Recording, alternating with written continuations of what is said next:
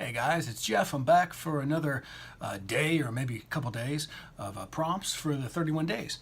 Here we are. What's next? Share your first professional reading experience either as a reader or a seeker. Well, I already told you in another video about my first experience as a seeker with a guy at the boat I trade. I called him Gandalf. It was a crazy experience. It was wonderful. It made me pick up my first deck and buy my first book with tarot in 1997, and I've fallen in love with it and used it ever since. But so I will give my story about being a reader, my first professional experience whenever I was to receive currency for my services as a card reader. And I got to tell you, I don't remember what the reading was about. I know I did the cross. I know I did the big Celtic cross, and I remember being so nervous. I remember just sweating profusely. I remember where I was. I was actually in this woman's apartment, and we got to talking about tarot on a completely different subject outside. And she said, "Oh my gosh, could you read my cards?" And I said, "Yeah, let me get them." And I went to her place. And she said, "How much do you charge?" And I just said $20 because I was so nervous and excited. But I've been studying it for a while now, so I had some sort of thing like I got to start turning this into some like a real service, like a real value to someone. I had $20.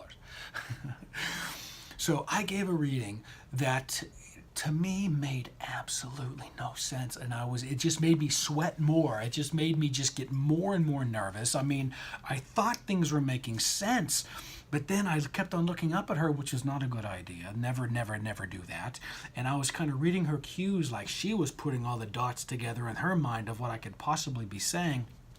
I can't say it was the most positive experience of my life, so much so that I actually never even took that $20. So really, I'm going to say that my first experience professionally was it was really kind of a fail. It was really kind of a fail because I ended up not having confidence in myself. But there's a great happy ending to this story is that a week later, she called me back for another reading.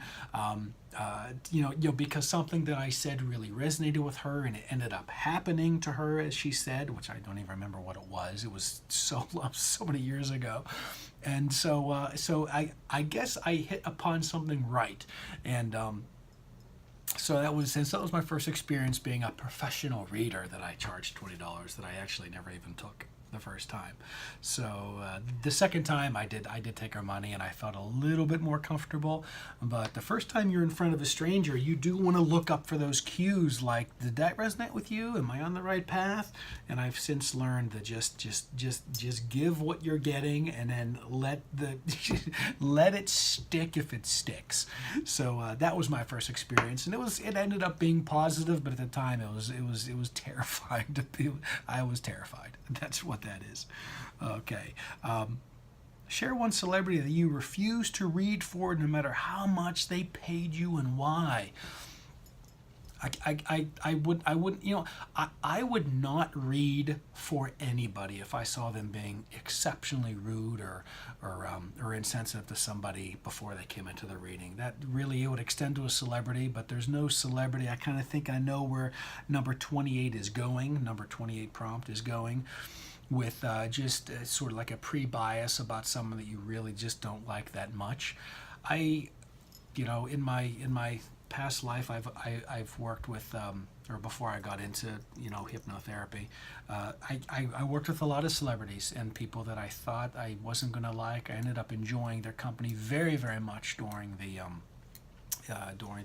massage body work sessions that we had throughout my past 20 years as a massage therapist too. So I really have no answer for that. I don't have an answer. If I saw anyone being rude to somebody else or not being sensitive to my time, our appointment time, I can imagine myself saying no, but there's no celebrity that I dislike that much that I would just say regardless of how much money. So sorry, that's kind of a non-answer, but that's not where I am. I can't think of anything.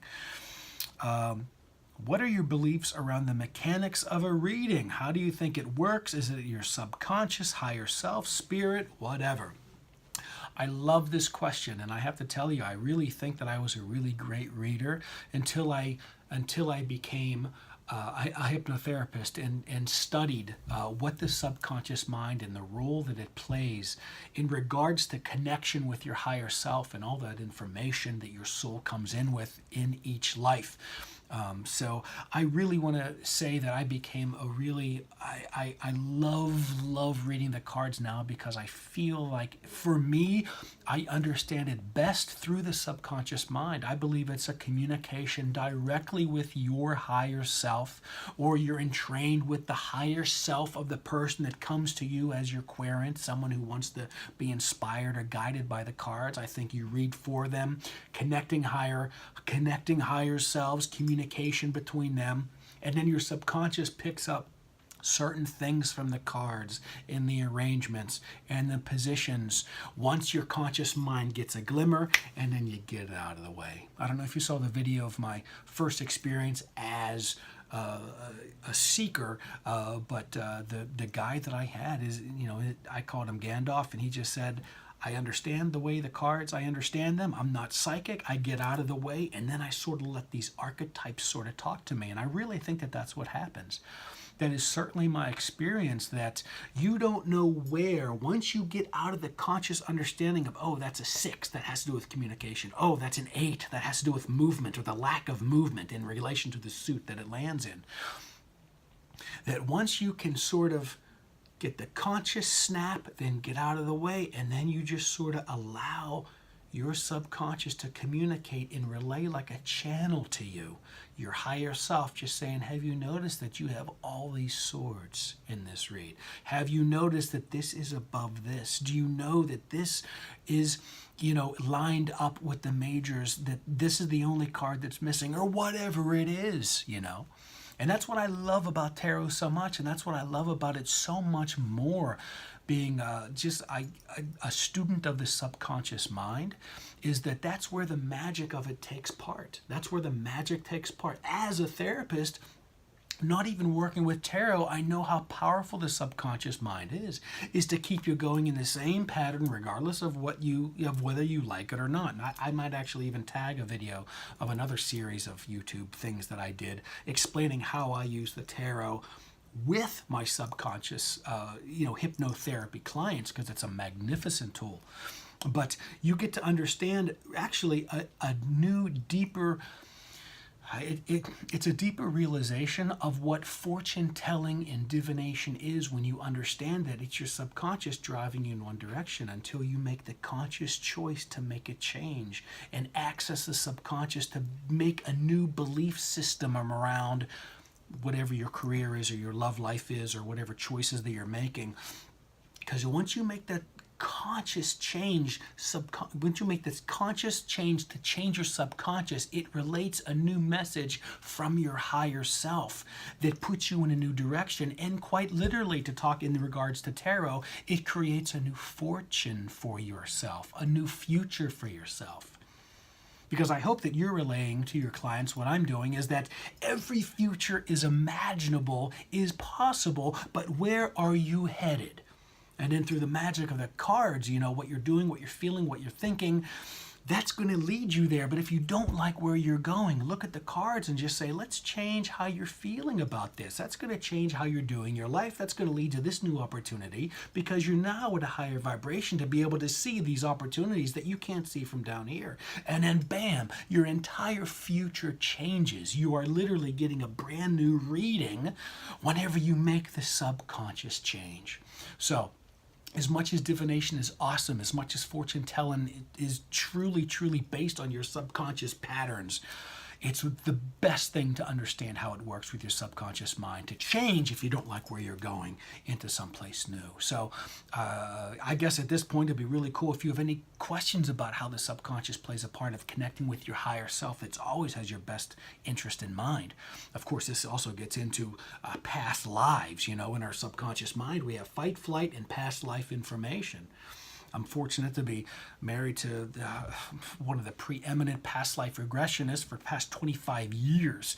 Happily give you her information too, to find out what in your subconscious is just driving you to the same ends, and you can see this clearly through the cards of the tarot.